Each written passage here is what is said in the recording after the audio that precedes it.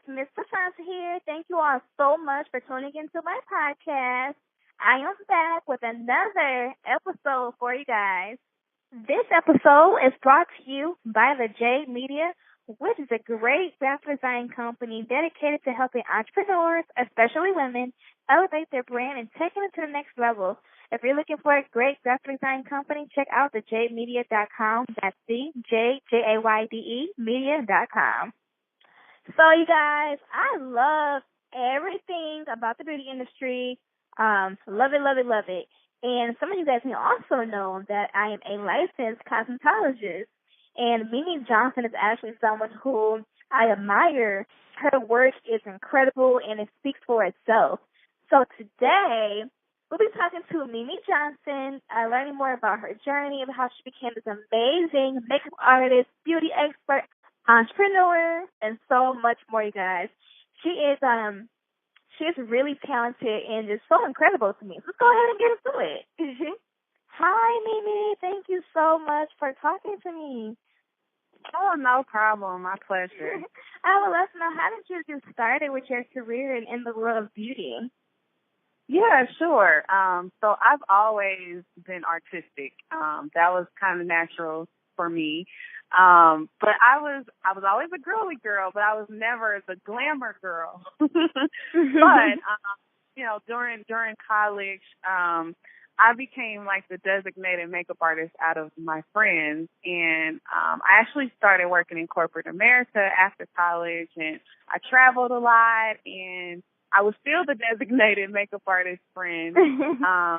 And one trip to New York, one of my friends was like, you know what, you're really good. You should be a makeup artist. And I had never thought about it. But I knew that I wanted to be an entrepreneur. I just didn't know what it was going to be. So I had fun with doing makeup, and I said, okay, well, I'll just try it for fun and see where it goes. And, my degree is in marketing, so I understood about branding and marketing, and I called 3 of my friends over one Saturday, did their makeup, made a business card and printed it out, passed it out, and it just took on its own direction from there. And that was like 2006 or so. And yeah, I just never stopped. It was a passion that turned into a business.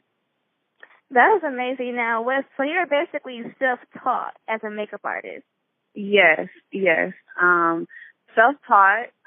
Once I started getting really serious into it, I was big on books. Instagram and YouTube weren't around when I first started. YouTube was new. Yeah, YouTube was really new when I first started. So I had books, I had magazines that I looked at the credits and said, what makeup artist did this, and studied them, and took classes from local artists, and I started freelancing, and I ended up working at a counter managing for Laura Mercier. So I think each brand has their own way of applying makeup. So mainly self-taught, but the education should never stop.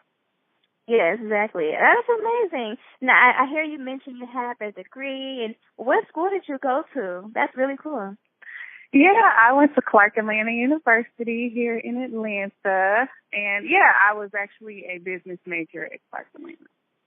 That is amazing. And what else is amazing is your store and studio. Now, what prompted you to launch your own pro makeup store and studio, the Glam? Yeah. So I guess it was pretty organic and strategic. So while I love doing makeup, I started thinking ahead. Like, some days are very long and you're tired, and I'm thinking, at 40 and 50 years old, I'm probably not going to want to do this.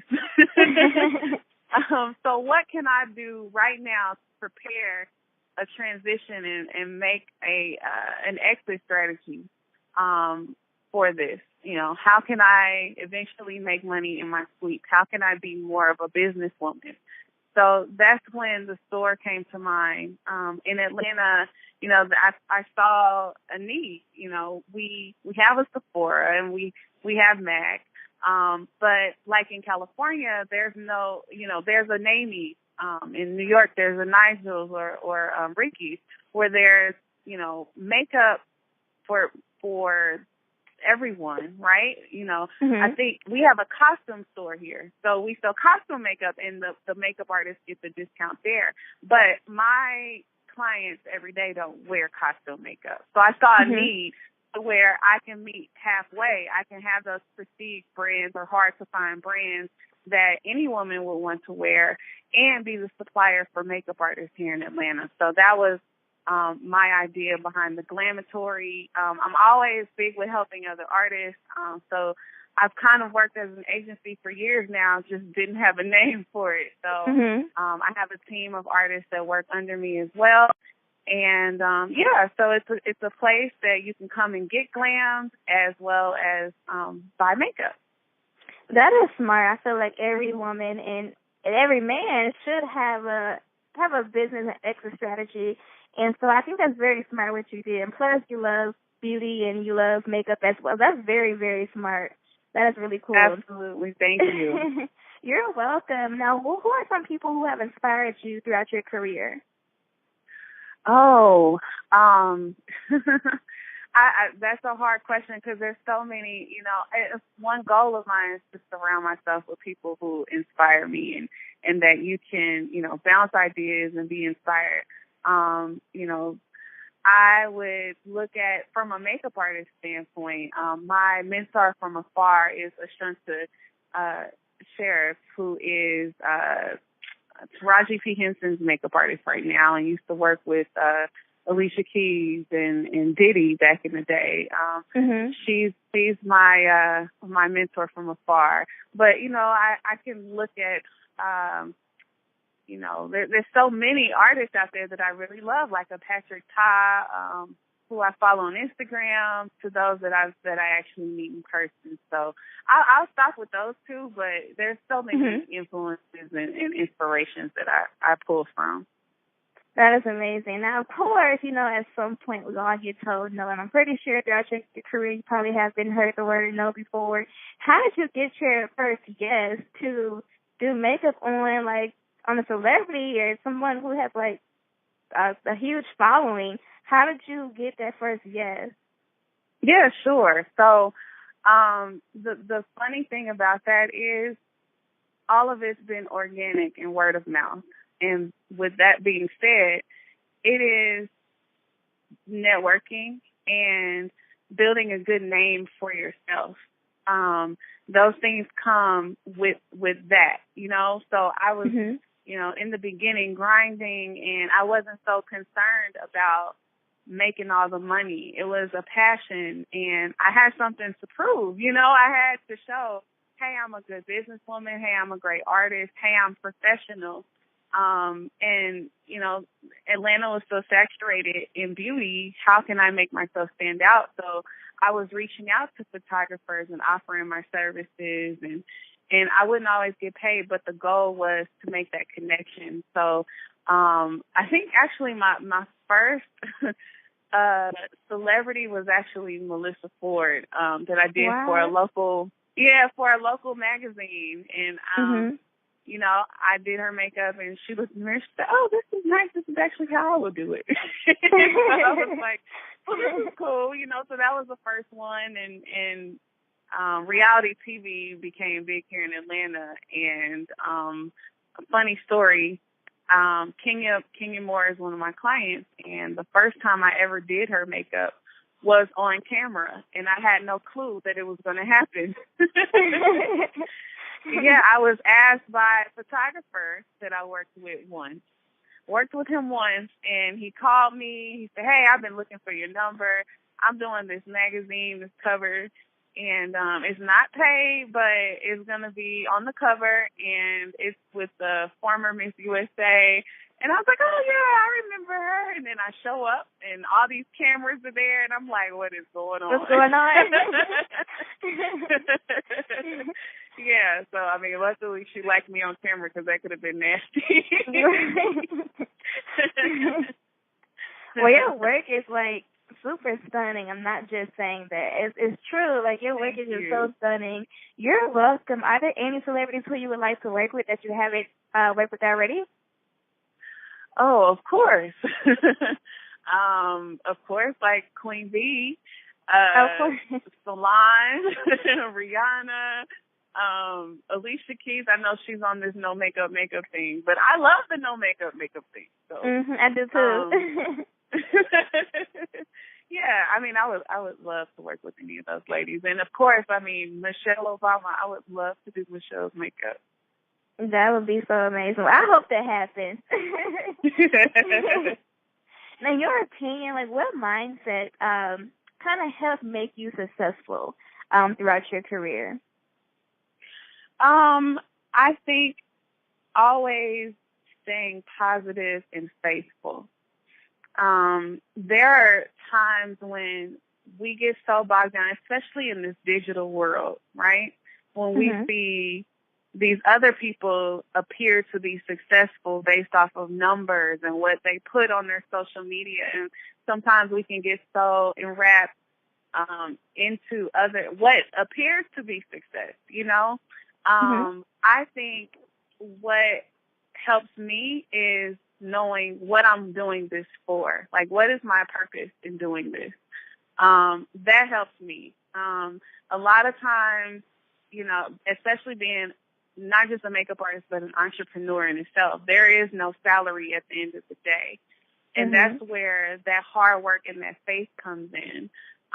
When I started the Glamatory, it was like starting all over again. Even though I was an established artist, now I'm putting my savings and my love and my life into a new baby. And that's where the faith comes in. But if you're good to people and you work hard and strive to continue to be great each day, good things are always going to follow you. You know, there might be some stepping stones and some setbacks on the way, but in the end, good things will always follow you. So that's kind of my mantra, and that's how I operate. That is amazing. And of course, you know, summer is coming and it's coming fast. It's like super hot outside. What are some of your favorite spring and summer beauty trends from this year? Sure. So as far as texture, I love the whole wet, fresh, dewy look. That has surfaced back around. As far as colors, I am loving the pops of orange and hot pinks. So loving those on the lips. I'm also, well, bronze is always, for me, bronze is year round. And I even see like hints of little pops of blue and pops of greens in there too. So I guess it's kind of an exotic palette per se, but yeah, I'm loving all of those colors for the season. That sounds nice. I'm gonna have to I'm really like taking notes down to like try. Yeah. So what 3 makeup items now do you think every woman should have, or whenever they're leaving their house, what should they have? Like 3 items only. Yeah, so concealer is a must-have for any woman. You can have the best skin and just, you know, dab on little imperfections here and there. I can't live without concealer. I can't live without eyeliner, mascara. These are like the minimal things to make you look awake. If you have those 3 things, I think you'll look awake. I'm big on brows as well. So I don't know if you thread them, you fill them in some kind of way, but I think if you just, you know, conceal and open that eye area, everything else can kind of fall in place. That's amazing. I'm still taking notes as we speak. Now, what advice could you give to students who are thinking about an education and career in the beauty industry? Sure. Definitely, you know, makeup is unique because, like, I'm self-taught, and I know a lot of other self-taught makeup artists. So it's kind of a unique thing. I think what the key thing is, where do you want to be in makeup and where do you want to land in beauty? That kind of decides what type of education you should go after. So if you are trying to be, you know, on movie sets in the union, well, you might have to have a license for that. You might have to go to cosmetology school to join the union.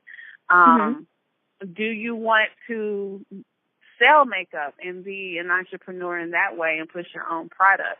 Well, then maybe chemistry might play into that, and science and business. I always say business for any entrepreneur really would help, So I think those are some of the things you need to think about. Where do you actually want to land in your career? Because that'll help shape the path of your education. Definitely. And then speaking of being an entrepreneur, do you think being an entrepreneur is something that is like in your blood, or something that can be learned as you grow and as you get older? Oh, gosh. You know what? I think that's a complex question. It's a great question. At the end of the day, I don't think everyone's meant to be an entrepreneur. I think that is within you. It is a passion that is inside of you that burns. Like, I can't be on this 9 to 5 because I have this desire to do X, Y, Z. I think that makes the difference between one entrepreneur and the next. It's that drive to want to be your own boss. Definitely. And then I'm like loving this lip collection that you and Angela Simmons have collaborated on. Can you tell us like how that happened and more about it? Yeah, sure. So I've been Angela's makeup artist for maybe 3 or 4, going on 4 years. And I think we have a lot in common. She's a businesswoman herself. And well, now she's a mother. That was in the making when we were doing this. And we also share a love for the same type of makeup look. She's never overly done. She loves a pop of color on the lips.